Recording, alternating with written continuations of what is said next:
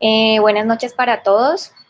Para los que no me conocen, me presento. Yo soy Margarita Calle, soy la nefróloga pediatra de la Clínica Versalles y del Hospital Universitario. Y la idea para hoy es que revisáramos algo del compromiso por COVID y riñón. Entonces, haciendo pues una breve introducción sobre el tema, recordar que el virus se empezó a hablar sobre él desde finales del año pasado en la provincia de Wuhan, en China. Fue una infección que se propagó rápidamente y en enero la OMS la declaró como una emergencia global, siendo declarada como pandemia desde el 11 de marzo de este año, para la fecha para la cual se detectó el primer caso aquí en Colombia, y para abril ya había logrado afectar aproximadamente 213 países con más de 110.000 muertes pues, atribuidas por el virus. Esta es la epidemiología a la fecha de ayer, el 15 de junio. Habían un total aquí en Colombia, se han realizado más de 100.000 muestras, de las cuales han sido positivas alrededor de 51.000 pacientes, con 1.667 muertes confirmadas para la fecha de ayer.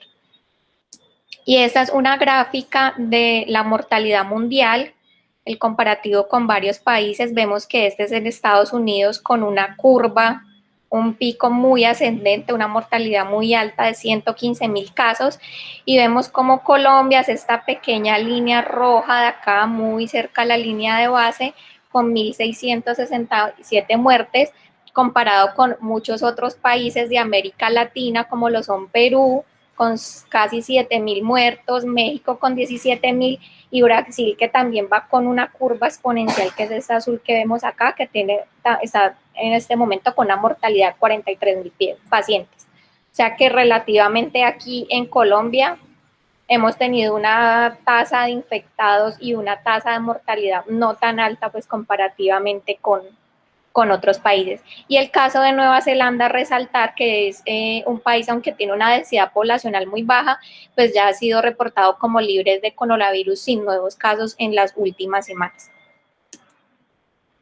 Pues esta gráfica, que también ya la han mostrado, creo, en exposiciones previas, este iceberg que siempre nos recuerda que lo que realmente vemos y los pacientes que realmente tamizamos y detectamos son pocos, que la gran mayoría de los pacientes son los portadores asintomáticos que están en la calle transmitiendo el virus, y que los casos severos tienden a ser más o menos el 20%, con una mortalidad acumulada y más o menos relativa de un 6%.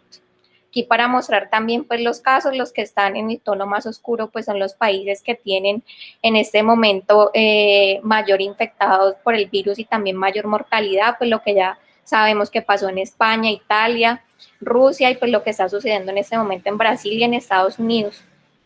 Aún seguimos siendo pues, Colombia sigue estando pues con una tasa no muy alta de la infección por el virus. Esto pues ya lo hemos también revisado antes, lo explicó muy bien Juan Pablo, las características del virus. Es un virus cubierto, es un virus RNA, pero lo más importante es la parte de la unión a su receptor, que es pues como en lo que se va a basar mucho la charla de hoy, que es la enzima convertidora de angiotensina 2, que es el receptor principal para el virus. Entonces, básicamente lo que vamos a hablar hoy en cuanto a riñón es mucho en cuanto a la parte de la enzima convertidora de angiotensina y su papel en la infección, y pues obviamente también vamos a hablar de la parte de la injuria renal. Entonces, para recordar esto, pues la charla va a tener bastante fisiología. Siempre que pensamos en sistema renina-angiotensina aldosterona, en enzima convertidora de angiotensina, pensamos básicamente en endotelio, sistema vascular, riñón y corazón. Es como lo que siempre se nos viene a la mente. Pero recordar que esta enzima está expresada en todo el organismo, en los ojos, en el intestino, en el hígado, en el sistema nervioso central y en las vías respiratorias. En la vía respiratoria está ubicada en los neumocitos tipo 2, en la vasculatura pulmonar y también en las células epiteliales del tracto respiratorio superior, en tráquea, en bronquios.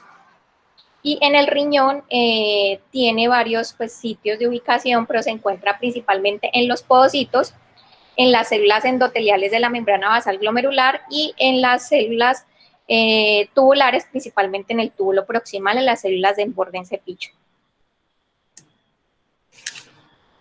Entonces, aquí en esta gráfica que miramos, tenemos el virus.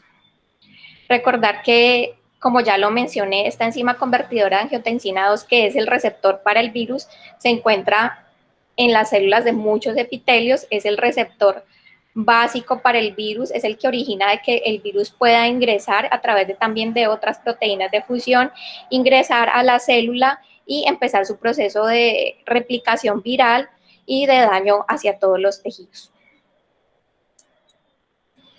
Entonces, esto es para mostrarle la misma, parecida a la gráfica que tenía anteriormente, que esta enzima convertidora angiotensina 2 se encuentra en todos los tejidos y que su disregulación, que es una de las cosas que se propone que genera el virus, porque al ser esta enzima receptor para el virus, lo que él va a generar es que haya una regulación a la baja de la enzima convertidora angiotensina 2 y que haya una mayor expresión del perfil de angiotensina 2, generando todos los efectos, digamos, a veces catastrófico que puede tener la angiotensina 2 en todos los sistemas.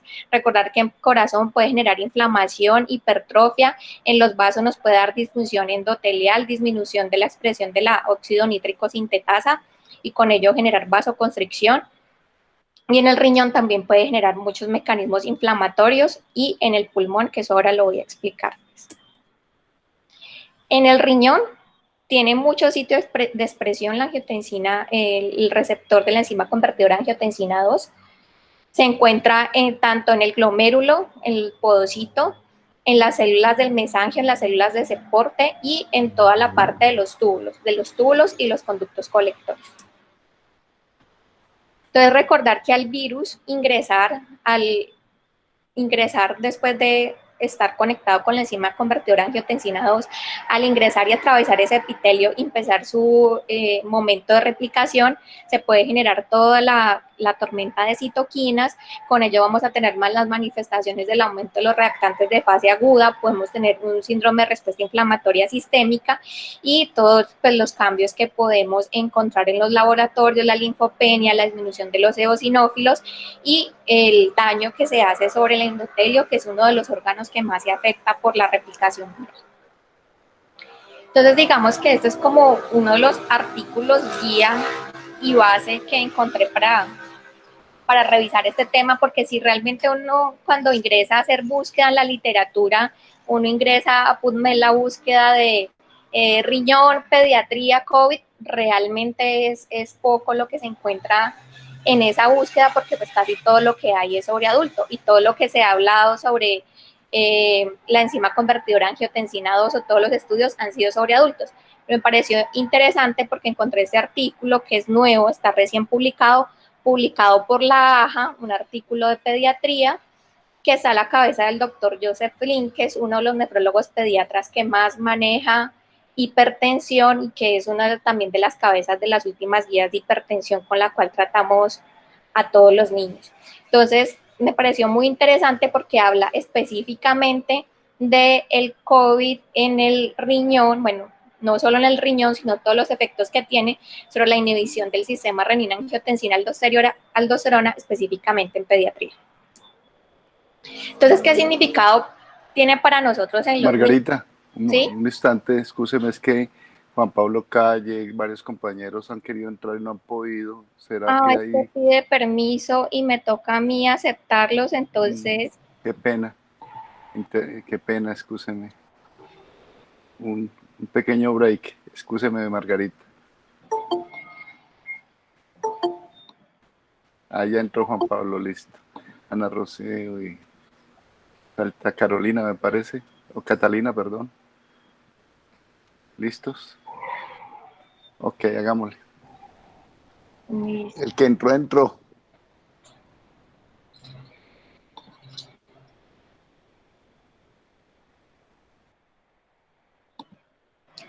Entonces, ¿qué significancia tiene esto en pediatría? Se ha hablado mucho de cuáles son los factores de riesgo, pues lo que sabemos en adultos de los factores de riesgo para tener un peor desenlace con COVID, que son los adultos obesos, con diabetes, hipertensos, con enfermedad cardiovascular, pero poco realmente se ha descrito de cuáles son los factores de riesgo específicos para pediatría en cuanto a la parte cardiovascular.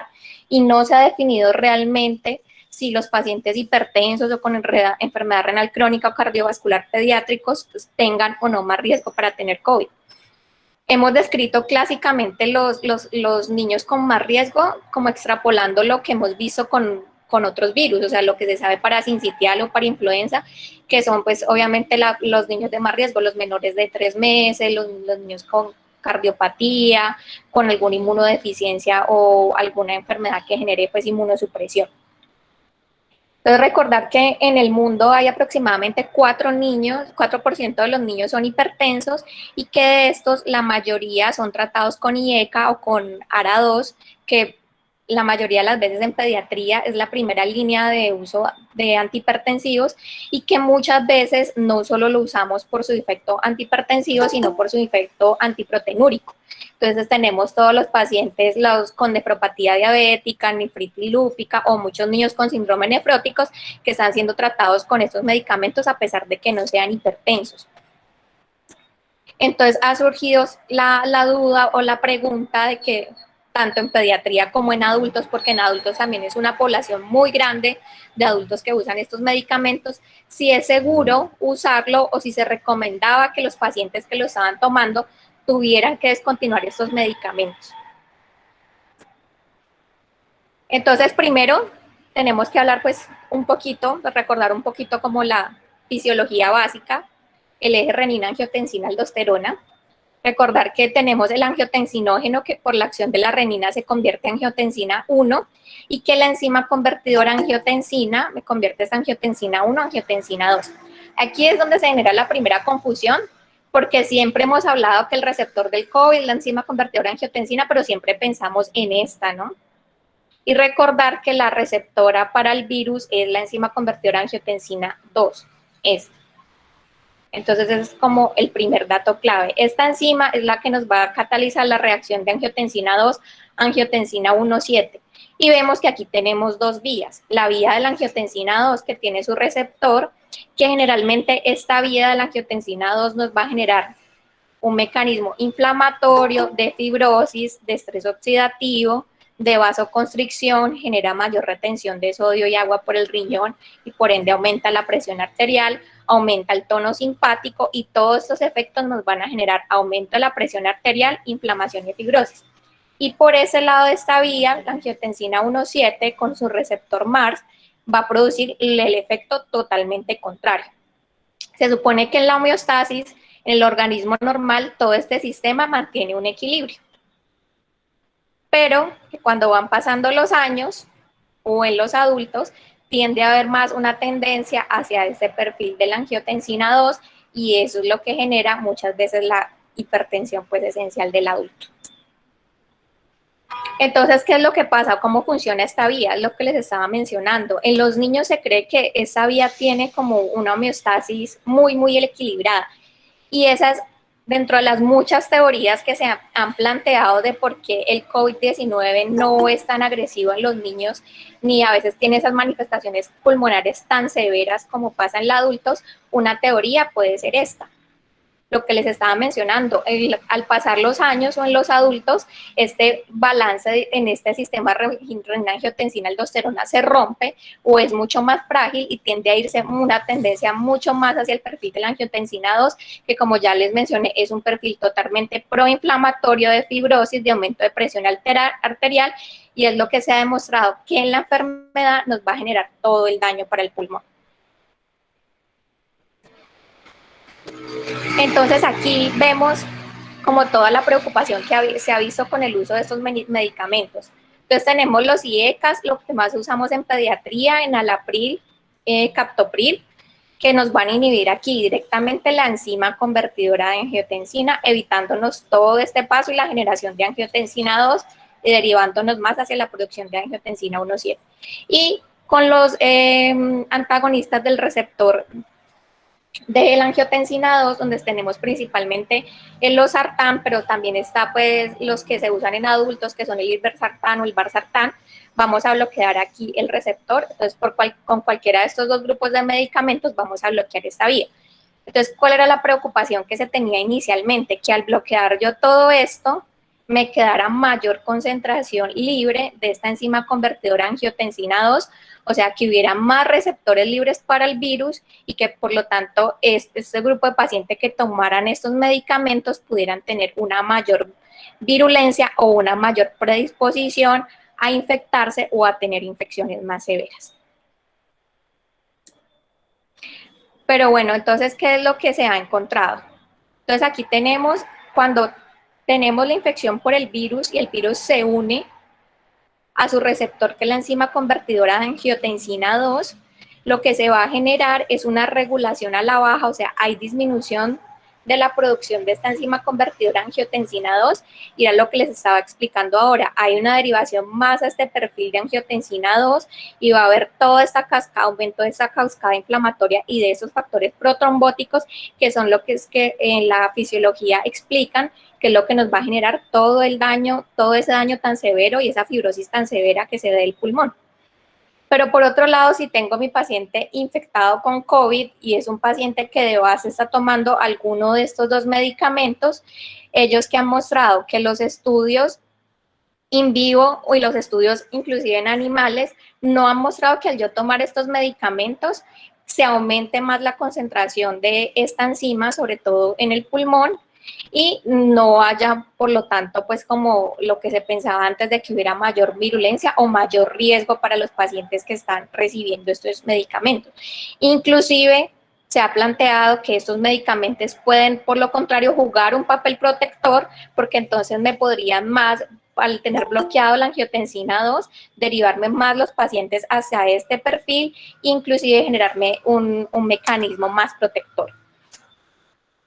Entonces, se ha encontrado en algunos estudios animales de que los IECA y los arados pueden aumentar la expresión de esta enzima convertidora de angiotensina 2 en riñón y en corazón, pero nunca se ha comprobado que esto pues suceda en pulmón. Por lo tanto, no se ha demostrado que estos medicamentos puedan aumentar la virulencia o que las personas que hagan la infección hagan un compromiso más grave. Un momento, porque creo que también hay varias personas solicitando entrar.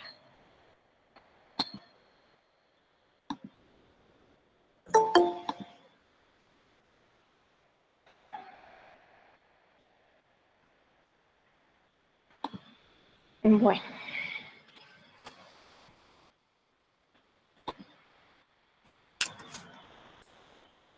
Entonces, otros de los estudios que se han visto es que, por ejemplo, niños con alguna nefropatía que estén tratados con IECA, en ellos se ha encontrado que esa enzima se expresa menor en los riñones y que lo que les estaba mencionando ahora, que inclusive los pacientes que están tomando esos medicamentos podrían, por lo contrario, tener un posible factor protector para evitar todo el daño ocasionado por la vía de la angiotensina 2. Entonces, se ha comentado que inclusive estos medicamentos podrían tener una potencial estrategia terapéutica que en estos momentos están desarrollando varios estudios al respecto. Ese fue el otro artículo que también pues soportó esa misma evidencia, que fue el artículo publicado en el New England, donde también llegan a la misma conclusión de que no es necesario suspender los medicamentos y por el contrario, antes podríamos generar un riesgo mayor en retirar un paciente hipertenso que está controlado, que está estable, al yo hacer un cambio farmacológico, antes puedo hacer un daño peor en descontrolar su hipertensión. Entonces, todas las sociedades, tanto europeas como americanas, de cardiología, de hipertensión, llegaron al consenso de que no se deben suspender ninguno de estos dos medicamentos, ni tanto para pediatría, ni tanto para adultos, y que esos pacientes no están en ningún riesgo.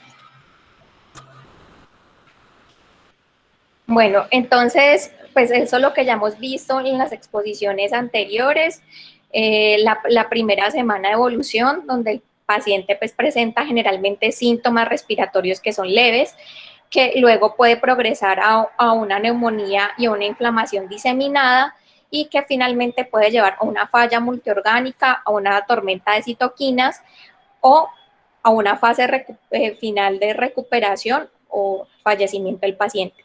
Pero en toda esta fase, pues, ¿dónde queda el riñón o cuáles son las manifestaciones que podemos ver en el riñón?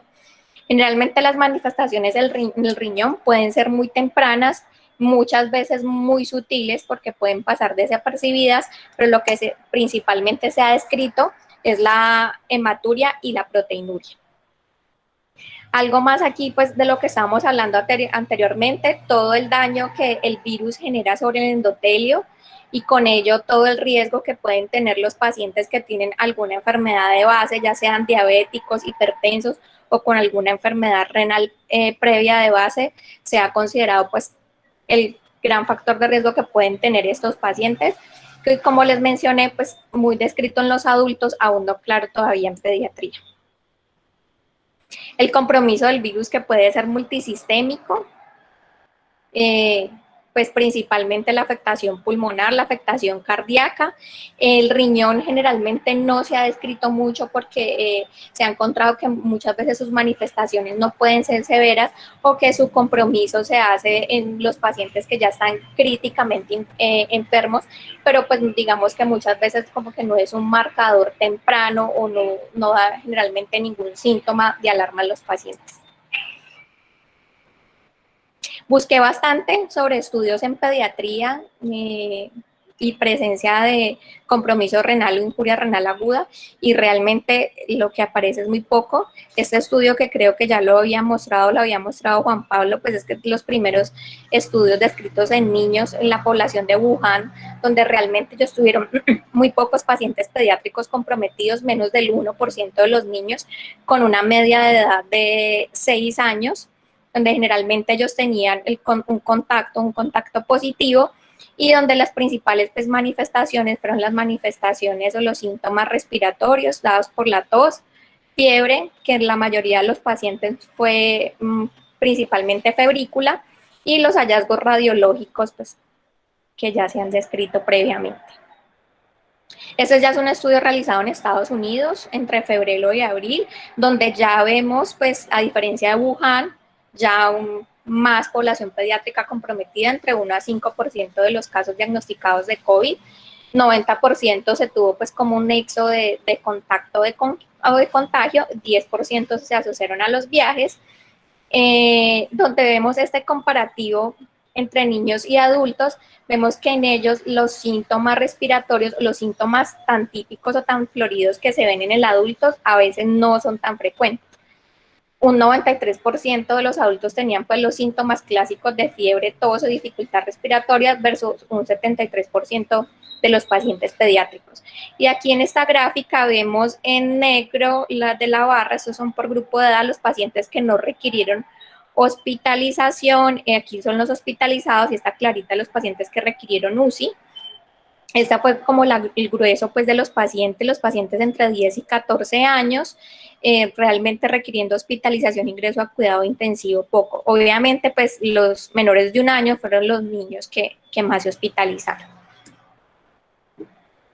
Este sí es un estudio que incluye adultos, es un estudio, pues uno de los estudios más grandes realizados en China, donde vemos que pues la media de edad es 47 años, no este estudio solo de adultos, no ingresa niños, pero lo traje y lo mostré pues porque ellos sí muestran pues dentro de los factores de riesgo descritos los pacientes con enfermedad renal crónica, que realmente pues no fueron muchos, fueron poquitos, o sea que no es como un grupo como con un factor de riesgo importante.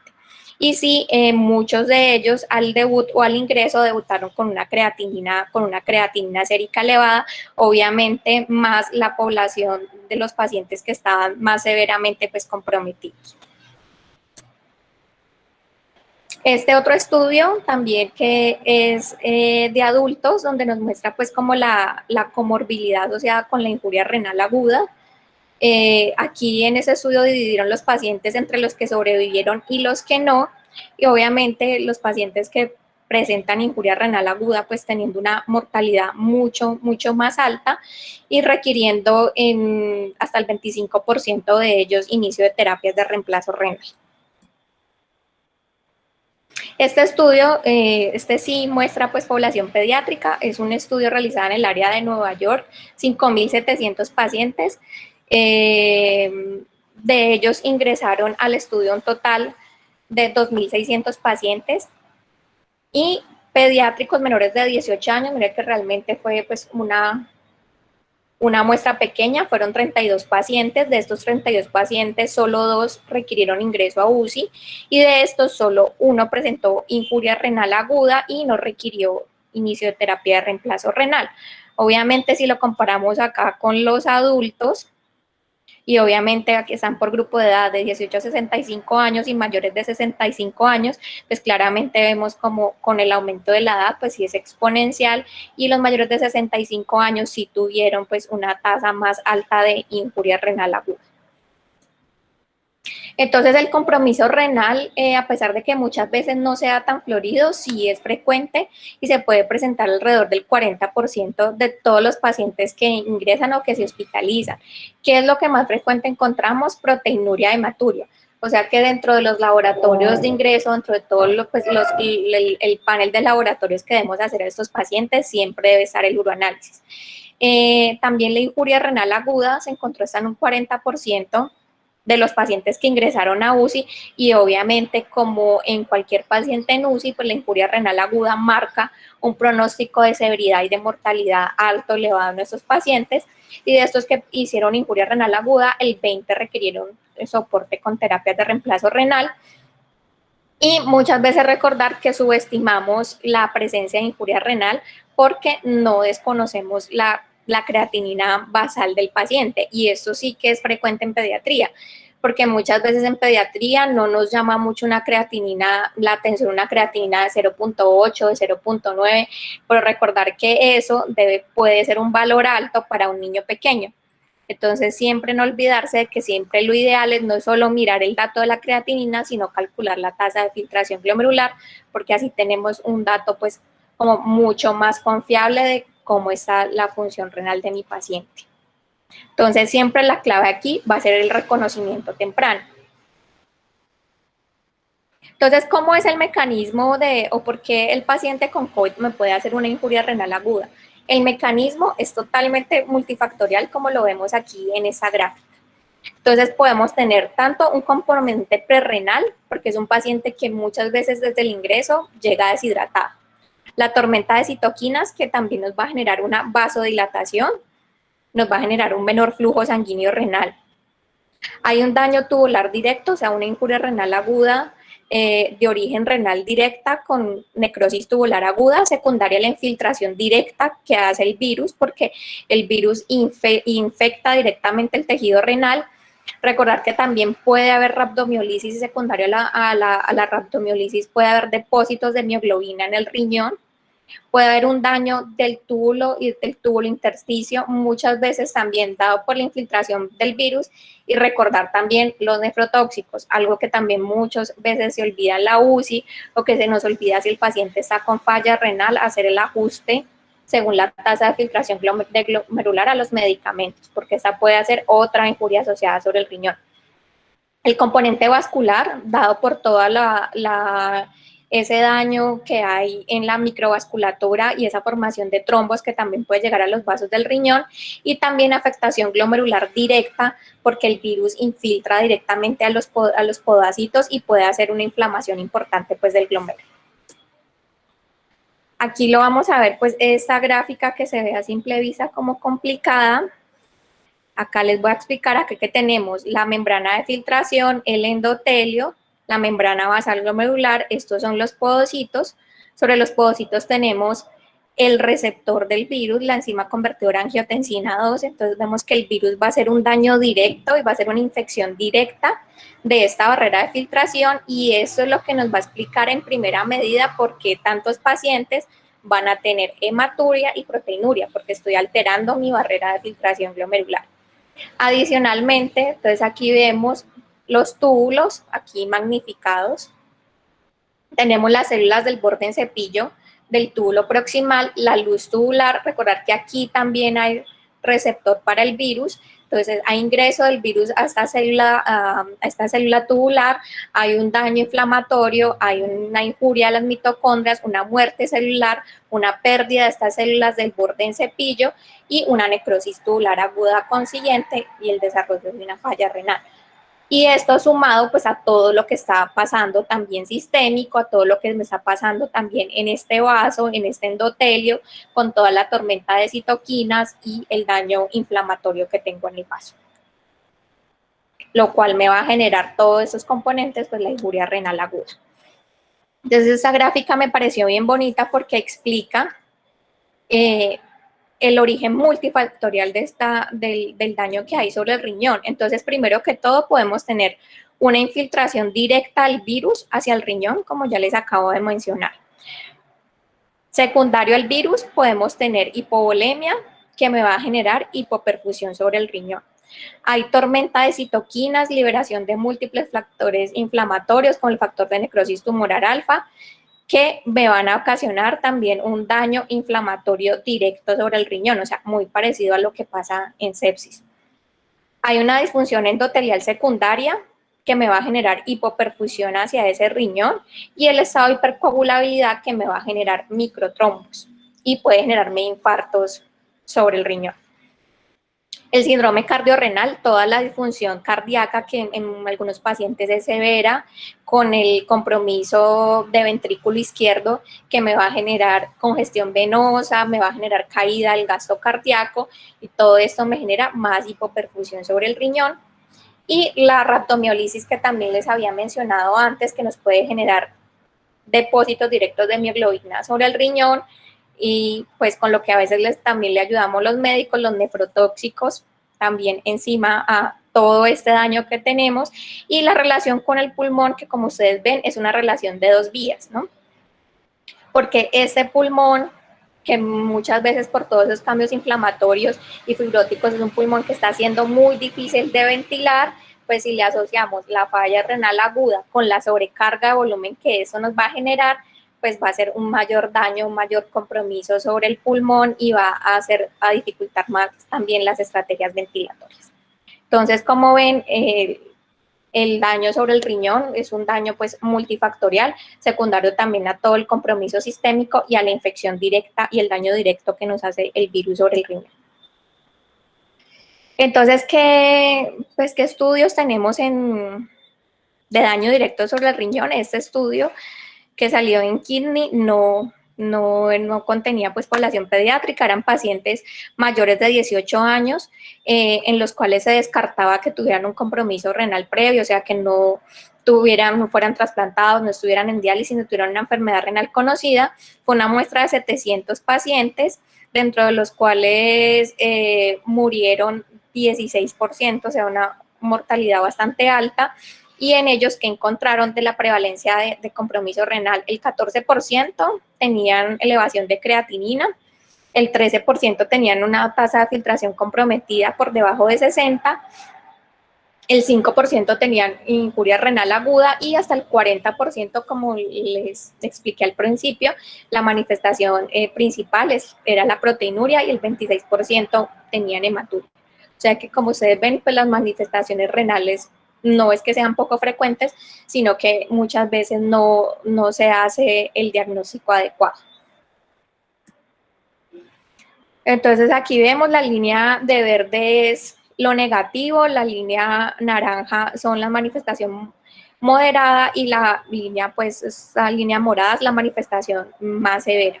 Entonces, como vemos, sí había un grueso de pacientes con proteinuria, con hematuria, con elevación de la creatinina y con injuria renal aguda, que el pico de la injuria renal aguda se hace más o menos alrededor de la segunda semana de evolución de los pacientes, que es por lo general donde los pacientes se tornan más críticos.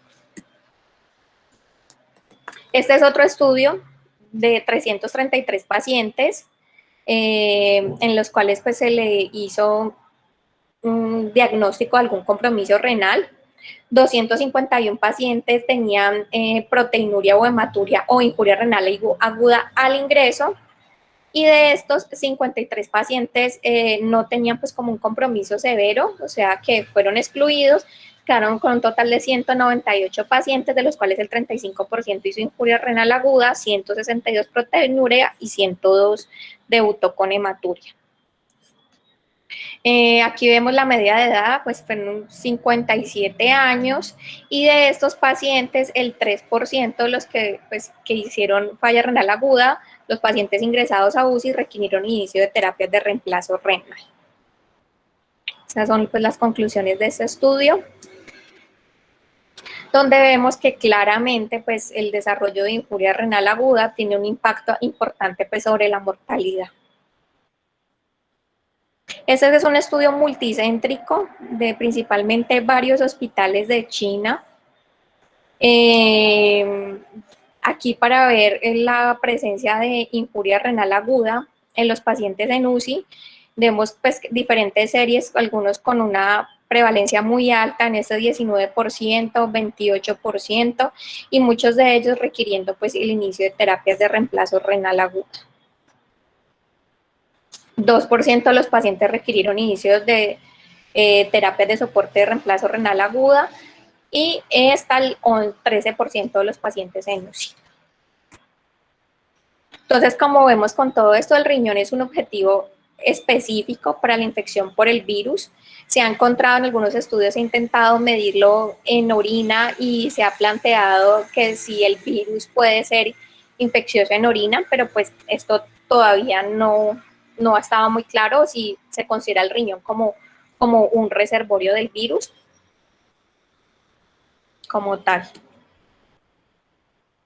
Y esta es una descripción de un caso de un paciente de 53 años que tenía pues, bastantes factores de riesgo, hipertensión, obesidad y lipidemia, que además debutó con una disección aórtica, tuvo prueba para COVID positiva, hizo una falla renal aguda, una caída pues, severa de su tasa de filtración glomerular, requiriendo inicio de terapia renal. El paciente fallece, se lleva a biopsia y aquí lo que vemos, estos son los túbulos, este es el intersticio. Esto es un importante infiltrado inflamatorio del intersticio con un gran compromiso de los túbulos. Hay pérdida completa de la arquitectura normal de los túbulos. Y esa es la microscopía electrónica donde se evidencian todos estos punteaditos, son las partículas del virus. O sea que se ve una gran carga del virus en el riñón. Eso ya se hizo, pues, es un estudio más grande, 26 autopsias de pacientes que murieron por enfermedad, pues obviamente compromiso respiratorio. Solo 9 de ellos mostraron pues como que tenían clínica o se les hizo el diagnóstico de injuria renal aguda, pero sí se demostró en todos los pacientes compromiso del riñón. Miren, esto lo que se ve aquí es un gran infiltrado inflamatorio. Aquí se pueden ver algo de eritrocitos o pequeños trombos. En la microscopía electrónica el punteado de los depósitos del virus, o sea que sí hay un daño directo del virus sobre el parénquima del riñón y que muchas veces así el paciente no tenga un debut claro de una injuria renal aguda, sí puede tener el compromiso y la inflamación secundaria a la infección directa por el virus.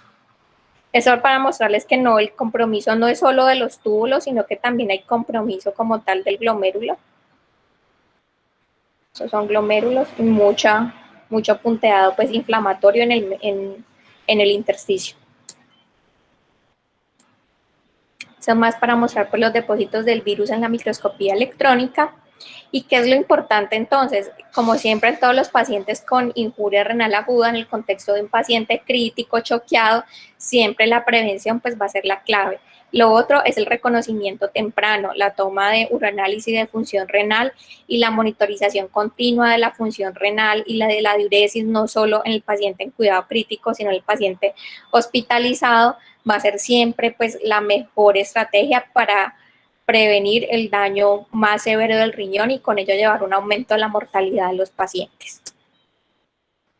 Siempre las medidas están evitar los nefrotóxicos, el seguimiento regular de las pruebas de función renal, vigilar estrechamente la diuresis, el monitoreo hemodinámico, pues que es obvio en los pacientes que son críticos, mitigar el volutrauma y el barotrauma porque esto nos puede generar una caída del gasto cardíaco y con ello empeorar la hipoperfusión al riñón, tratar siempre de corregir la la hipovolemia, porque a veces con los pacientes de UCI, que siempre intentamos tener balances negativos o usamos muchos diuréticos, ocasionamos injuria renal secundaria nosotros mismos de manera iatrogénica. Siempre el seguimiento estricto pues es ese balance de mi paciente, que es lo más importante para ajustar la terapia hídrica. Y pues las estrategias ventilatorias las han descrito como muy importantes para prevenir la hipovolemia y la caída del gasto cardíaco, y con ello empeorar la hipoperfusión hacia el riñón. Entonces, ¿qué tenemos si mi paciente, o cómo va a ser el manejo de mi paciente crítico en falla renal aguda? Entonces, primero recordar que la prescripción de la terapia dialítica ideal en estos pacientes van a ser el uso de terapias lentas continuas tipo hemodiafiltración o hemodiálisis venovenosa continua. Como sabemos en pediatría, a veces este punto es crítico por el peso, que no todos los pacientes se me van a ajustar al inicio de esta terapia, pero idealmente todo paciente mayor entre 10 a mayor de 15 kilos, lo ideal sería, y también por el tipo de paciente y por el compromiso multiorgánico que tiene, sería ofrecer una terapia lenta continua. Siempre las indicaciones para el inicio de la terapia dialítica son iguales que en cualquier paciente crítico: la oliguria, la hipervolemia, la hipercalemia, el aumento del BUN, pues que siempre son como las indicaciones para el ingreso a terapia de reemplazo renal. Pero recordar que en estos pacientes es muy importante no solo el seguimiento al nivel de unicreatinina y en la diuresis, sino que si son pacientes que están llegando con un balance hídrico acumulado muy alto, con un balance positivo muy alto, y que sabemos que esto es crítico para las estrategias ventilatorias, eso sería un criterio para ingresar mi paciente en la terapia de reemplazo renal. Bueno, el acceso vascular, que claramente va a depender del peso del niño. Y ellos describen idealmente se debe dar una dosis alta de diálisis, porque recordar que estas modalidades dialíticas, la hemodiafiltración es una terapia que también nos puede ayudar a barrer citoquinas y sustancias inflamatorias, entonces por eso se recomienda dar una dosis alta de diálisis. Y pues siempre vigilar continuamente el balance de mi paciente, ya que esta es una terapia que es muy dinámica y que yo voy variando según las condiciones hemodinámicas y el balance de mi paciente. Y esto pues es un dato final para todos los niños que están en un proceso de diálisis crónica, sobre todo los niños que asisten a una terapia de hemodiálisis, todas pues como las alarmas que se han prendido, porque pues pueden ser un grupo de alto riesgo para contagio. Entonces recordar que en ese grupo de pacientes, son todos mis pacientes que yo tenga con algún riesgo, como también pueden ser los niños inmunosuprimidos, recordar que la educación sigue siendo pues como la mejor estrategia que se tiene que tener, el acceso rápido que puedan tener ellos al sistema de salud, muchas veces guiados por la consulta telefónica, y limitar pues el ingreso de los acompañantes, o sea, si son niños grandes, limitar el acompañamiento a la unidad o al ingreso a la terapia. Obviamente en niños pequeños pues siempre se requiere la compañía de los padres.